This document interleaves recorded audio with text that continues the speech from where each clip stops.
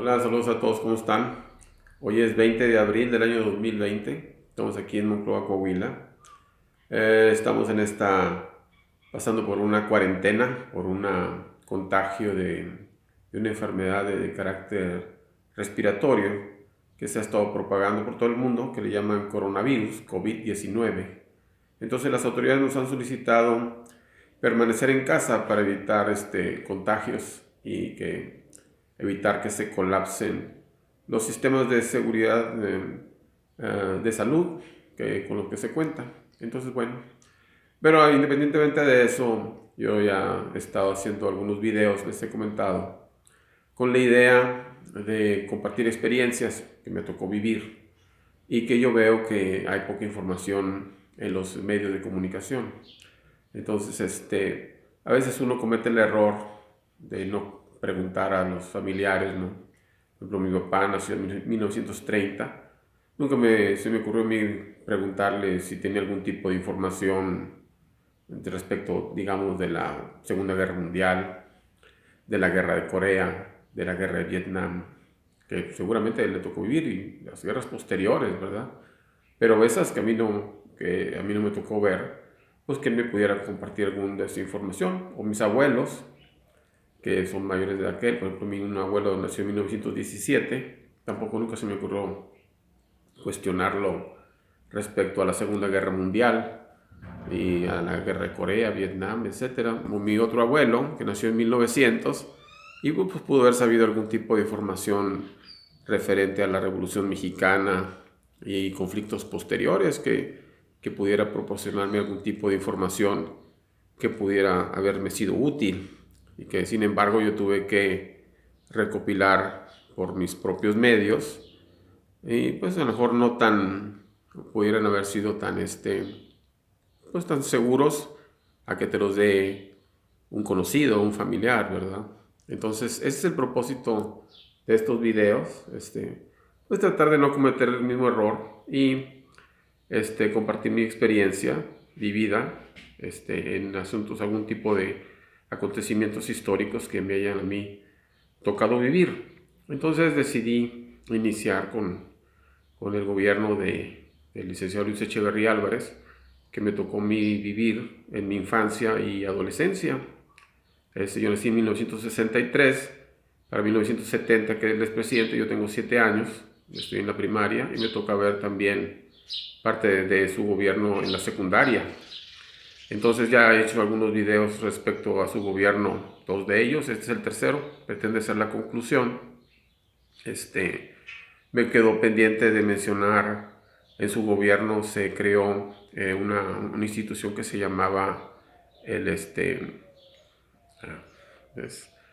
es la Conacine. Un hermano de él había sido actor muy destacado en el cine nacional, se llama Rodolfo Echeverría, más conocido como Rodolfo Landa, actuó en el cine mexicano en la época de oro. En ese tiempo era pues, presidente de la Sociedad de Actores, la ANDA, y está muy cercano a él, entonces se promovió esta institución, el CONACINE, para financiar el cine mexicano. Por ejemplo, una de las películas que yo vi que se filmaron dentro de su gobierno fue Canoa. Entonces, con este financiamiento, pues se trataron de hacer películas con mejor contenido. Hay muchas películas que inician en su gobierno y se las recomiendo para que las comparen con el cine actual, ¿verdad? Entonces, es muy interesante este dato. Lo vamos a ver, les voy a explicar por qué en videos posteriores, cuando se hable de la renegociación de la deuda. Entonces, para ver qué ocurrió con el cine mexicano. Entonces, él en su gobierno apoya el surgimiento del cine, que es un medio de comunicación muy importante porque expresa ideas.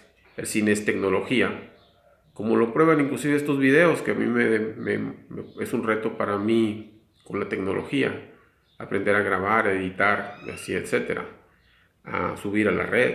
Entonces, el cine es tecnología y él impulsó el cine en su gobierno. También les comentaba que este video propone ser también el lado negativo de su gobierno que no se ve. No sé si me quedó algún otro pendiente. Les comenté que también en su gobierno se crearon, por ejemplo, la SICARSA, en Lázaro Cárdenas Las Truchas.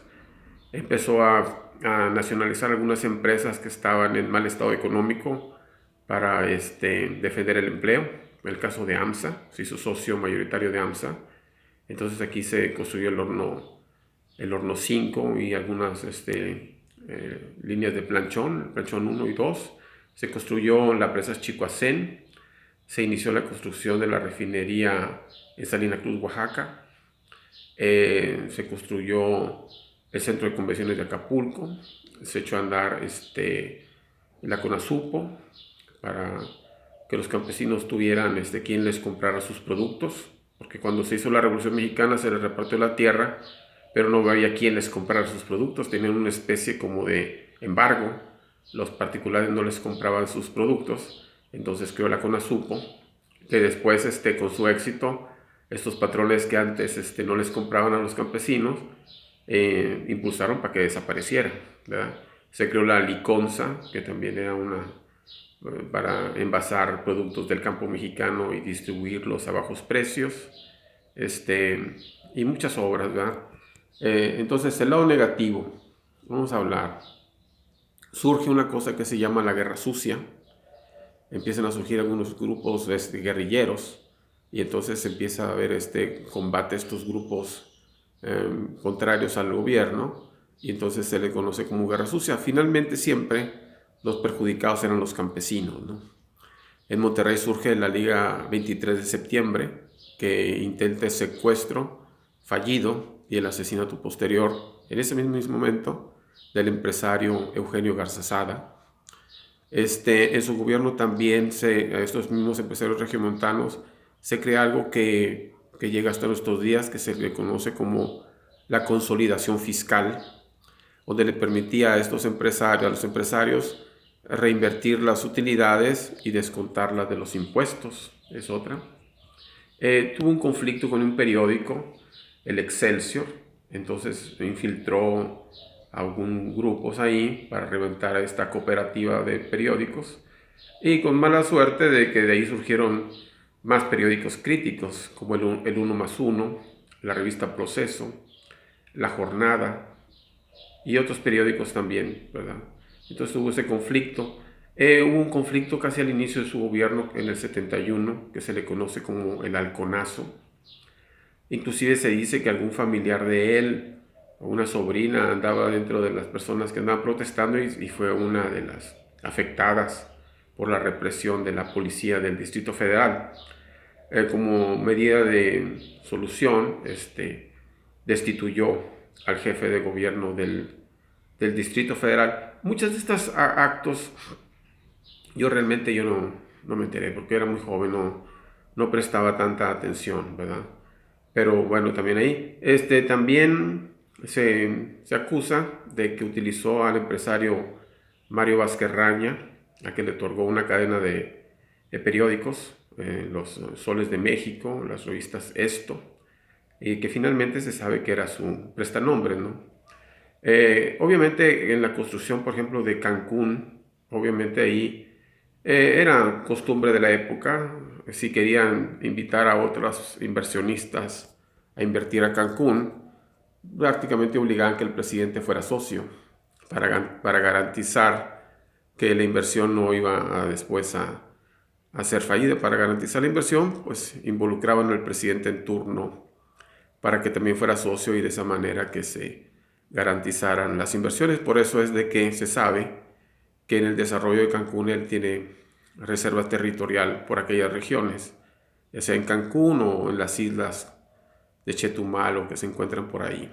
Ese vendría siendo su lado negativo de su gobierno, que todos los gobiernos tienen su lado positivo. Creo que al hacer un balance, el balance de él es positivo, un presidente muy activo. Como les digo, lo más importante que podemos rescatar de su gobierno es la Carta de Deberes y Derechos, que era básicamente lo más importante que se pretendía en su gobierno. Viajó por el mundo buscando aliados para estas leyes internacionales, sobre todo lo referente a los límites territoriales en el mar, que también interesaban a gobiernos como los de Irán, Irak, Kuwait, la India, China. Entonces prácticamente todos. buscó apoyo en estos gobiernos y lo consiguió. Al finalizar su gobierno pretendió ser dirigente de la ONU, no alcanzó el objetivo. Después fue nombrado como embajador de México en el lugar más apartado del planeta, por allá por Australia y los países en Oceanía. Allá lo mandó el siguiente presidente. Y nos quedan de herencia pues la CONASUPO, Aeroméxico, la Basílica de Guadalupe, Sicarza, las truchas, el Seguro Social, por ejemplo, les dije yo, el Hospital de Seguro Social en Reynosa, el Puente Internacional, la televisión en español en Reynosa, las secundarias técnicas, y muchas obras, ¿verdad? Fue un gobierno con mucha obra. Ocurre el caso, les digo, muy importante destacar, en su gobierno se inicia un proceso de introducción ilegal de mercancías, la fayuca, empieza a hacerse presente en el país y va a tener repercusiones en un futuro, que lo veremos en los siguientes videos. Espero haber cubierto toda la parte de su gobierno y espero que esta información les sea útil en la toma de sus decisiones. Estamos en contacto, saludos a todos y hasta la próxima.